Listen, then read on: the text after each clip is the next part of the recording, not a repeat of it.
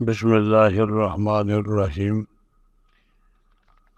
سوال ہے کہ میرے پاس 10 تولے سونے کا زیور ہے جو مجھے جہیز میں ملا تھا۔ اب ہمارے پاس اتنا پیسہ نہیں ہوتا کہ ہم اس کی زکوٰۃ ادا کریں۔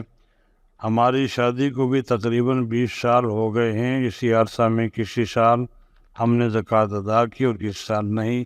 اب میں یہ چاہتی ہوں کہ یہ سونا اپنے دونوں لڑکوں کے نام پر 5 تولے تقسیم کر دوں اور اس طرح 5 تولے پر زکوٰۃ ادا نہیں کرنی پڑے گی۔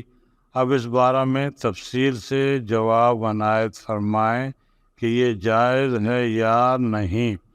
تو بہن، اس کا جواب یہ ہے کہ گزشتہ جتنے سالوں کی زکوٰۃ آپ نے نہیں دی ہے وہ تو سونا فروخت کر کے آپ ادا کر دیں۔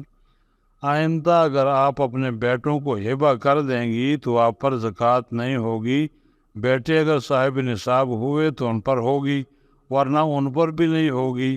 لیکن بیٹوں کو ہبہ کر کے دینے کے بعد اس زیور سے آپ کا کوئی تعلق نہیں ہوگا۔ واللہ عالم بالصواب۔